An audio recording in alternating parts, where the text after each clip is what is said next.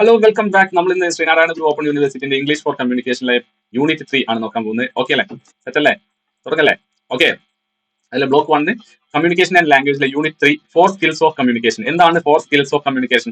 Unit 3 four skills of communication ആണ്. എന്താണ് four skills of communication? ആർക്കെങ്കിലും അറിയോ? എന്താണ് കമ്മ്യൂണിക്കേഷനിലെ 4 സ്കിൽ ഏതൊക്കെയാണെന്ന് അറിയോ?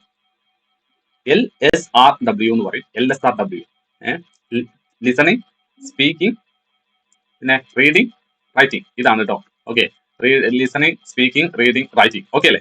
അപ്പൊ ഇതാണ് four skills of communication, LSRW. Okay, അപ്പൊ നമുക്ക് നോക്കാം. ലിസണിങ്, സ്പീക്കിംഗ്, റീഡിംഗ്, റൈറ്റിംഗ് നമുക്ക് നോക്കാം. ഓക്കെ അല്ലേ? What are the different types of communication skills? ഇങ്ങനെയാണ് നിങ്ങൾക്ക് ഒരു എസ്സേ ക്വസ്റ്റൻ ആയിട്ട് പ്രതീക്ഷിക്കേണ്ടത്. ഇങ്ങനെയാണ്, what are the different types of communication skill. Different types of communication skill എന്താണെന്നുള്ളതായിരിക്കും ചോദ്യം. അപ്പൊ നിങ്ങൾ ഇത് ഫുൾ ലിസണിങ് എന്താണ്, സ്പീക്കിംഗ് എന്താണ്, റീഡിംഗ് എന്താണ്, റൈറ്റിംഗ് എന്താണെന്ന് എഴുതുക. നിങ്ങൾക്ക് എന്ത് ചെയ്യും? നല്ലൊരു മാർക്ക് സ്കോർ ചെയ്യാൻ പറ്റും. ഔട്ട് ഓഫ് 10 ഔട്ട് ഓഫ് 10 തന്നെ നേടാൻ പറ്റും. ഓക്കെ, അപ്പം ലിസണിങ് നമ്മൾ തുടങ്ങുകയാണ്. ലിസണിങ് എന്താണെന്ന് പറഞ്ഞു തുടങ്ങാം. Some of us are good at listening but not everyone is. നമ്മുടെ ചാപ്റ്ററിന്റെ ഫസ്റ്റ് തന്നെ പറഞ്ഞിട്ടുള്ള കാര്യം, some of us are good at listening. നമ്മളിൽ കുറെ ആൾക്കാർ എന്താണ് ഗുഡ് അറ്റ് ലിസണിങ്, ലിസണിംഗിൽ ഗുഡ് ആണ്. But not everyone is, എല്ലാവരും അങ്ങനെയല്ല. മനസ്സിലായോ? Hearing is a casual activity while listening is a deliberate activity. Okay, while listening is a deliberate activity. കേട്ടോ, ലിസണിംഗ് എന്താണ്? ഡെലിബറേറ്റ് ആക്ടിവിറ്റി ആണ്. ഹിയറിംഗ് ഒരു casual activity ആണെന്നുള്ളതാണ്. Okay, hearing is a casual activity while listening is a deliberate activity. എന്താ casual activity പറഞ്ഞാൽ? സാധാരണയായിട്ടുള്ള പ്രവൃത്തിയാണ് hearing എന്ന് പറഞ്ഞാൽ. നമ്മൾ കേൾക്കുക എന്ന് പറഞ്ഞത് സാധാരണയായിട്ടുള്ള പ്രവൃത്തിയാണ്. പക്ഷേ ലിസൺ ചെയ്യുക എന്ന് പറഞ്ഞാൽ ഒരു ഡെലിബറേറ്റ് ആയിട്ട് മനഃപൂർവ്വം ഉള്ള ഒരു പ്രവൃത്തിയാണ് അല്ലേ? ഒരാളെ നമ്മൾ ലിസൺ ചെയ്യുമ്പോൾ അത് മനഃപൂർവ്വമുള്ള പ്രവൃത്തിയല്ലേ? Okay, when we listen we are searching for information, facts or entertainment. നമ്മൾ ലിസൺ ചെയ്യുമ്പോൾ എന്താ നമ്മൾ ചെയ്യുന്നത്? We are searching. നമ്മൾ എന്താണ് തിരയുകയാണ്? എന്ത്? ഇൻഫർമേഷൻ തിരയുകയാണ്, ഫാക്ട്സ് തിരയുകയാണ്, അതുപോലെ തന്നെ അല്ലെങ്കിൽ എന്റർടൈൻമെന്റിനോ ഒക്കെ വേണ്ടിയിട്ട് നമ്മൾ സെർച്ചിങ് ചെയ്യുന്നതിന് എന്ത് പറയാം? ലിസൺ എന്ന് പറയാം. Okay, the listener and speaker should use a common language which both of them are expert at it, then only the communication become effective. എന്താ പറഞ്ഞത്? ലിസണിങ് സ്പീക്കർ എന്ത് ഉപയോഗിക്കണം? ഒരു കോമൺ ആയിട്ടുള്ള ലാംഗ്വേജ് ഉപയോഗിക്കണം. ഒരാൾക്ക് അറബി അറിയുള്ളൂ, ഒരാൾക്ക് ഇംഗ്ലീഷ് അറിയുള്ളൂ എന്ന് പറഞ്ഞാൽ രണ്ടാൾക്കാർക്ക് കൂടി കമ്മ്യൂണിക്കേഷൻ ചെയ്യാൻ പറ്റുമോ? ഇല്ല. അപ്പൊ എന്താണ്? രണ്ടാൾക്കാരും എന്താണ് ഒരു കോമൺ ആയിട്ട് ലാംഗ്വേജ് യൂസ് ചെയ്യണം. അത് മാത്രമല്ല അവർ രണ്ടാളും അതിൽ എക്സ്പെർട്ട് ആയിരിക്കും വേണം. എന്നാൽ മാത്രമേ കമ്മ്യൂണിക്കേഷൻ എഫക്റ്റീവ് ആവുള്ളൂ എന്നുള്ളതാണ് പറഞ്ഞത്. ഓക്കെ അല്ലേ?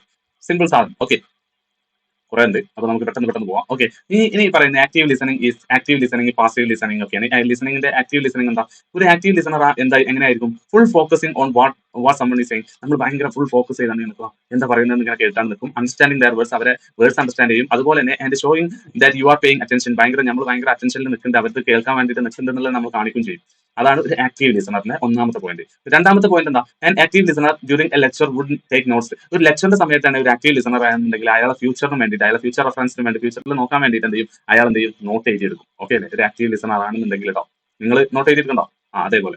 Okay, avoid all distraction during the lecture and focus on the lecture. എല്ലാ ഡിസ്ട്രാക്ഷനും എന്ത് ചെയ്യും?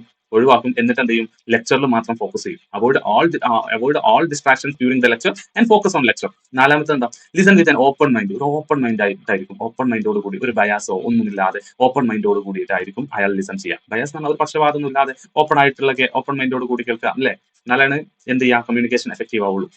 Show you are listening, not nod, smile, says simple words like I see or. Okay, അപ്പൊ എന്താണെന്ന് വെച്ചാല് നമ്മൾ പിന്നെ ഒരു ആക്റ്റീവ് ലിസണർ ആണെന്നുണ്ടെങ്കിൽ അയാൾ എന്ത് ചെയ്യും? മറ്റേ ആൾ സംസാരിക്കുമ്പോൾ നോട് ചെയ്യും, ശരിയാണ്. അതേപോലെ എന്ത് ചെയ്യും? സ്മൈൽ ചെയ്യും, അതിൽ ചിരിക്കും. പിന്നെ ഐ സി, ഓക്കെ അത് ശരിയാണ്, അങ്ങനെയൊക്കെ പറയും. അങ്ങനെയൊക്കെ ഉണ്ടാവും എന്നുള്ളതാണ്. പിന്നെ ആറാമത്തെ point, don't interrupt, let finish speaking before you respond.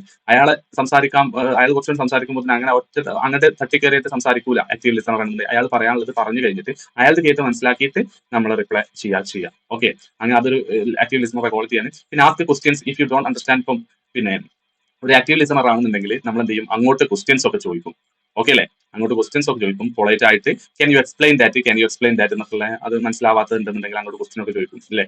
Okay, ഇനി factors affecting active listening. The listener should be interested in conversation. നമ്മളെ എന്താ വെച്ചാൽ ഒരു ആക്റ്റീവ് ലിസണിങ്ങിന് ഒരുപാട് ഘടകങ്ങളുണ്ട്. അതെന്താന്ന് വെച്ചാൽ നമ്മൾ ഒരു തീരെ താല്പര്യമില്ലാത്ത ഒരു ലെക്ചറോ അല്ലെങ്കിൽ തീരെ താല്പര്യം ഇല്ലാത്ത ഒരു മാഷെ നമുക്ക് എന്ത് ചെയ്യാൻ പറ്റില്ല? ആക്റ്റീവ് ലിസണിങ് ചെയ്യാൻ പറ്റില്ല. അപ്പൊ നമുക്ക് ആ താല്പര്യമുള്ള വിഷയമാവണം, അത് ആദ്യം പറഞ്ഞത്. രണ്ടാമത്തെ പറഞ്ഞുള്ള incomplete utterances impact the ability of the listener to follow an argument. അതായത് ഇൻകംപ്ലീറ്റ് ആയിട്ടുള്ള അട്രൻസസ്, നമുക്ക് ഒന്നും മനസ്സിലാവാതെ കുറച്ച് കാര്യം മാത്രം പറയാം, എന്നിട്ട് എന്ത് ചെയ്യും? ബാക്കി പറയാതൊക്കെ അല്ലെങ്കിൽ എന്തെങ്കിലുമൊക്കെ പറഞ്ഞാൽ നമുക്ക് എന്ത് ചെയ്യും? പിന്നെ അത് അതിന് താല്പര്യം ഉണ്ടാവില്ല, അതിന് മൂഡ് ഉണ്ടാവില്ല. അപ്പൊ അതെന്ത് ചെയ്യാം, അത് പിന്നെ ബാഡായിട്ട് അഫക്ട് ചെയ്യും. ആക്റ്റീവ് ലിസണിങ് സാധ്യമല്ല. പിന്നെ മൂന്നാമത്തെ speed of speech should be moderate. സ്പീഡൊക്കെ ഒരു നമുക്കൊരു പാകത്തിനാവണം. ഭയങ്കര സ്പീഡ് എന്ന് സംസാരിച്ചാൽ നമുക്ക് എന്ത് ചെയ്യാൻ പറ്റില്ല, അതിനെ പിടിക്കാൻ പറ്റില്ല. അപ്പൊ അങ്ങനെ പിടിക്കാൻ പറ്റാത്ത അപ്പൊ നമ്മൾ എന്ത് ചെയ്യും, ആക്റ്റീവ് ലിസണിങ് നിർത്തും. ഓക്കെ.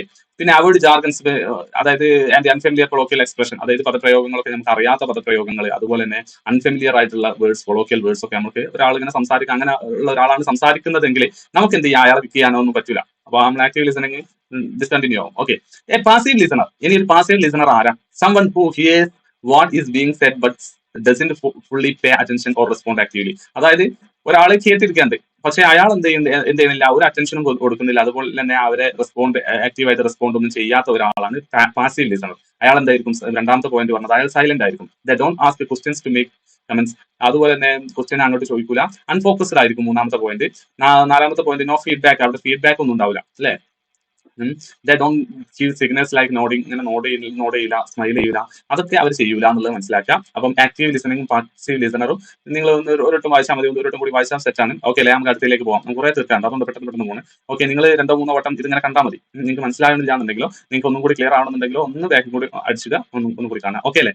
നമുക്ക് പോവാം. സ്പീക്കിംഗ് എന്താ നോക്കാം. Speaking means using your voice to say words and share your thoughts, feelings or information with others.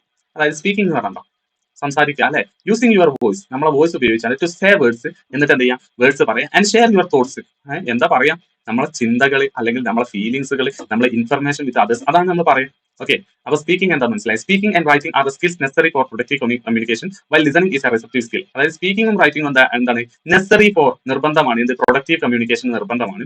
അതുപോലെ while listening is a receptive skill. Listening എന്ന് പറഞ്ഞാൽ എന്താണെന്ന് വെച്ചാൽ റിസപ്റ്റീവ് സ്കിൽ ആണ്, സ്വീകരിക്കുന്ന സ്കില്ലാണെന്നുള്ളതാണ് പറഞ്ഞത്. സ്പീക്കിംഗും റൈറ്റിംഗും എന്താണ്, ഒരു പ്രൊഡക്റ്റീവ് കമ്മ്യൂണിക്കേഷനിൽ നെസറി ആണ് എന്നുള്ളത് പറഞ്ഞു. ഓക്കെ, മനസ്സിലായി വിചാരിക്കുന്നു. പിന്നെ മൂന്നാമത്തത്, our strength as a communicator lies in our ability to speak a language fluently and confidently. നമ്മളെ സ്ട്രെങ്ത് എന്താ, ഒരു കമ്മ്യൂണിക്കേഷനിൽ നമ്മളെ സ്ട്രെങ്ത് എന്താ, ഒരു ആശയവിനിമയത്തിൽ നമ്മളെ സ്ട്രെങ്ത് എന്താ, ലൈസ് എവിടെ, അത് ലൈസ് ചെയ്യുന്നത് അവർ എബിലിറ്റി, നമ്മളെ കഴിവ്, to speak a language fluently, ഒരു ലാംഗ്വേജ് ഫ്ലുവന്റ് ആയിട്ടും കോൺഫിഡന്റ് ആയിട്ടും സംസാരിക്കാൻ കഴിയുന്നതാണ് നമ്മളെ സ്ട്രെങ്ത് ഒരു കമ്മ്യൂണിക്കേഷനിൽ. ഓക്കെ അല്ലേ?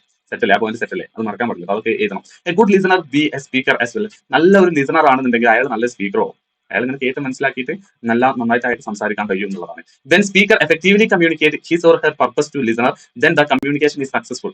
കമ്മ്യൂണിക്കേഷൻ എപ്പോഴാണ് സക്സസ്ഫുൾ ആവുക, ഒരു സ്പീക്കർ എഫക്റ്റീവ് ആയിട്ട് കമ്മ്യൂണിക്കേറ്റ് ചെയ്യാണ് അദ്ദേഹത്തിന്റെ ലിസണറോട് എഫക്റ്റീവ് ആയിട്ട് കമ്മ്യൂണിക്കേറ്റ് ചെയ്താൽ കമ്മ്യൂണിക്കേഷൻ സക്സസ്ഫുൾ ആണ്. സെറ്റല്ലേ? ഓക്കെ അല്ലേ? അപ്പൊ ഈ സ്പീക്കിംഗ് ഉള്ളതിന്റെ 5 പോയിന്റ്സ് നിർബന്ധമായിട്ട് പഠിക്കണം. ഒന്നും കൂടി കാണാം. ഓക്കെ, കിട്ടിയെന്ന് വിചാരിക്കുന്നു കേട്ടോ. സ്പീക്കിംഗ് എന്താണ്? ഓക്കെ, കിട്ടിയെന്ന് വിചാരിക്കുന്നു. നമുക്ക് അടുത്ത സ്ലൈഡിലേക്ക് പോവാം.